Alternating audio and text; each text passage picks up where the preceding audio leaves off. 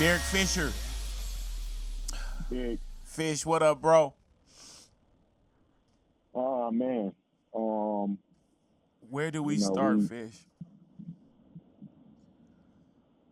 yeah, it's tough to kind of decide on that, man. I know it's always like love and positivity whenever we get together.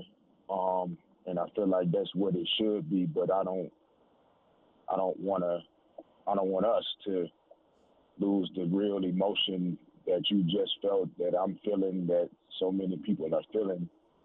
Um, the families, everybody that has been impacted by yesterday's tragedy, man, it's hard to process. Like it still doesn't feel real. I still feel like that we're gonna be able to still see my brother one day. Mm-hmm. Like that is not over. Um, that's what hurts the most because what he was doing with his life after basketball was going to be bigger than what he did Yeah. in basketball, Mm-hmm. changing the world for young girls and women. Like Mm-hmm. I don't think people realize how important the work he was doing on that level. Like it sounds good verbally to say it, but as a person that is working in the women's game on a daily basis now, like Mm-hmm. he is changing the game for women, like completely changing it. And it's just a sad day, man. Hey, Still. Fish, we got so many memories as Laker fans, Oh my man. gosh, you gave me so Watching many, what you bro. guys brought to the city, watching you guys bring home championships, watching you Championships. guys in the parade, man.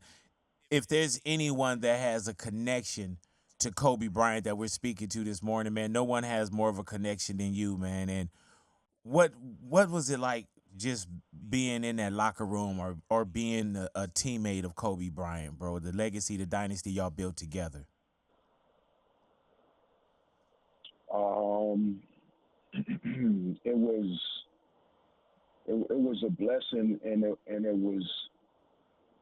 was inspiring on a daily basis. Like it wasn't always nothing is always like perfect, or every day is just great. Like what to me, what makes having the opportunity to work with Kobe so special was like his ability to like stare like adversity and hurt and pain and Mm-hmm. failure and mistakes like right in the face, and just like confront it and work his way through it. We like with athletes, we have a tendency to only see when they make the game winning shots, or if they miss the shot, then we want to blame them. We don't really get to see all of the things that happen behind the scenes. And like I got a chance to see the behind the scenes part. It wasn't Mm-hmm. just when the lights were on. I got to see when the lights were off, and uh, he changed. I viewed doing my step because of how he approached his. And it to see somebody at 17, 18 years old, when we came into the league together as rookies, already have a clear vision for what he wanted in his life and in his career. Like that, I had never seen that before, even though I was 4 years older. I had never seen somebody so clearly laser focused on being the greatest to ever do something. Derek And Fisher, how special were those days to you? Know how you when you know like you're living in the moment of something special, like then, not when it's in the rearview mirror, just presently. But how special were those days to you with the Lakers, with Kobe Bryant, and the path of grabbing those championships for us in Los Angeles? um, it was. I think like any great relationship, um, it had ups and downs, highs and lows. Great days, tears, injuries. It contained all of it, which is what makes the pain so deep. And there's moments that will never be forgotten. Um, we went through different versions of our relationship. Where the first 8 years that we played together, both very young. I mean, Kobe was a teenager still. I just turned 21 and didn't really understand a lot of things about being a grown man. And we both experienced LA and life in a different way together. Uh, and then like as things turned and we got into our second run together, we had both had children by then. We had both got married. We saw life in a different way. Like the conversations we were able to have. We probably talked on the phone and texted more at times when I wasn't on the Lakers for a few years than even when I was, because we weren't seeing each other every day. And it was like you couldn't see your brother, so you had to hit him up and see what he was doing. And like now I don't have like how am I supposed to hit him up? Like it's I can't call him, I can't email him, I can't text him, like um and so but it was just it was special, man. Just the journey, like for 13 years to just have the opportunity to be next to him, and he's one of the greatest to ever not just play basketball, but I think that he clearly, by the way everybody's feeling, like just impacted the world. Hey, Um, Fish, I've been asking people, man. It's one of them. Where were you when you found out that Kobe passed? Where was Derek Fisher at when you found out, and how? yeah, I was, which is, it's difficult to process a little bit. I was actually on my way to LAX to catch a flight to the East Coast to catch up on some Sparks business. And women's team USA basketball team is playing against UConn tonight.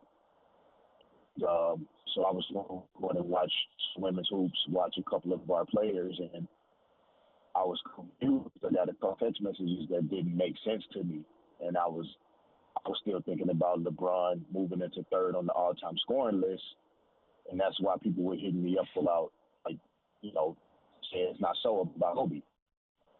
And it wasn't until my queen called and Gloria called me and asked me if I'd heard about it, and I could tell in her voice that something wasn't right, but I didn't believe it. And so I was on the transition, which is crazy because, yeah, I was on the transition from the 101 to the 405. And my brother sent me a text message, and I had a media story linked to it. And I feel like that's when it really hit me that it was real. Like the story was not a fake story. And my kids were texting me and asking me if it was real, and they asked me to just come back home, basically not, don't go get on the airplane. And so I just turned around and went back to the house Praise God. and stayed with my family, man, and just hugged them tight, and we just spent the day together, just being there for each other. We didn't really, I don't know if anybody really could talk much, because all of our kids have fond memories of Kobe as well, and it was a difficult day for them too. Fish, man, I know it has to be hard for you as well, bro. And I thank you for the call, bro. And I thank you for everything that you've done for Los Angeles. I thank you for my history. I thank you for the present. I thank you for whatever we're going to do together in the future to continue to make Los Angeles and make humanity proud, bro. And like I always tell you, bro, you're one of the most underrated. You're a veteran and relevant at the same time. You're an icon. You are a legend. And Derek Fisher, I thank you for coming into the neighborhood, bro. And as always, Fish, I'll tell you Fish. again, bro, I love you, bro. And thank you for your time, Derek Thank Fisher. you. I I appreciate you, big. Love you, man. And just, well, like literally one thing that I'm gonna ask, bro. I've never asked for much. Like I feel uncomfortable asking people for things, but I really part of his legacy is what he was doing for girls and for women, you know, and in basketball and I'm sure one day in film and other things as well. But we gotta figure out how to get more people, you know, down to Staples Center during the Spark season. Not just because I'm coaching, but because of what he was doing to raise awareness and connection to women's sports. Like we spend no money, no sponsorships, no premierships, like getting behind women the same way we have been taught to get behind men in sports. And that's one of the reasons why I'm in it. He and I never talked about it directly, but I know that's one of the reasons why he was in it, because somebody like him makes a difference when they show up to the game and they post things about being at women's game. So I'll ask everybody there, everybody listening, like if there's one thing you can do, you know, is find a way to go support girls sports and athletics and things that girls are doing or that women are doing in sport. Um, just one or two more times than you normally would. Like one time makes a difference. And I know that's what he was working on in the second part of his life. Fish, I appreciate you, brother. I love you, Derek Fisher.